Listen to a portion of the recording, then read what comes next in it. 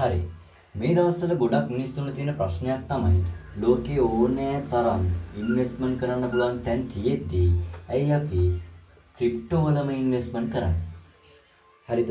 ඔන්න ඔය ප්‍රශ්නේ මිනිස්සුන්ට තියෙනවනේ. ඉතින් ඇත්තම ගත්තොත් ඔයා මෙහෙම හිතන්නකෝ සාම්ප්‍රදායික විදිහට ගත්තොත් අපි ඒ කාලේ මොනවද ගන්නෙ? ඉඩම්, ගෙවල්, රත්තරන් ඔන්න වගේ දේවල් නේ ගන්නෙ. හරිද?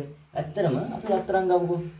ඔයා 2018 රත්තරන් පවුමක් රුපියල් 40000 වගේ සීමාවකට තිබ්බේ. හරිද? අපි ටිකක් හිතලා බලමු. ඔන්න 2025 අවුරුදු 7ක්ම ගිහිල්ලා ඉවරයි. ඔන්න රුපියල් දැන් 240000ක් වගේ වෙනවා. හරිද? එතකොට ඔයා ක්‍රිප්ටෝ වල ආයෝජනය කරා. ඔයා 2018 දී ඔයා ක්‍රිප්ටෝ වල ආයෝජනය කරා නම් අපි BTC ගමුකෝ බිට්කොයින්. බිට්කොයින් වල ආයෝජනය කරා නම් 2018 දී මේ කියන්නේ ඩොලර් 17000ක වගේ සීමාවක. හරිද?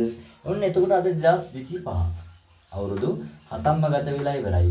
ඔන්න අද 90000 සීමාව ඉක්මවලා තියෙනවා. හරිද? එතකොට මෙතන ලාභය කීයද ඔයාට? ඩොලර් 73000ක් ලාභ තියෙනවනේ. මෙතන ලාභය කීයද ඔයාට? ලක්ෂ 2ක වගේ ලාභයක් තියෙනවා. හරිද? ඔන්න එහෙනම් 73000ක් කියන්නේ කීයද ඩොලර්? 2,19 ලක්ෂයක්. හරි. 2,19 ලක්ෂයක් තමයි 73000ක් කියලා කියන්නේ. හරිද? ඔයා පොඩ්ඩක් දැන් කල්පනා කරන්න. ඔයා 2018 දී රත්තරන් අරන් තියාගත්තා නම්ද හොඳ? මෙන්න මේ බිට්කොයින් අරන් තියාගත්තා නම්ද හොඳ? ඔන්න ඕක නිසා තමයි කියන්නේ මේ රත්තරන් වලට වඩා ස්පීඩ් එකකින් ඔයාගේ මේ වටිනාකම් වැඩි කරගන්න ක්‍රිප්ටෝ වල ආයෝජනය කිරීම තුලින් පුළුවන්.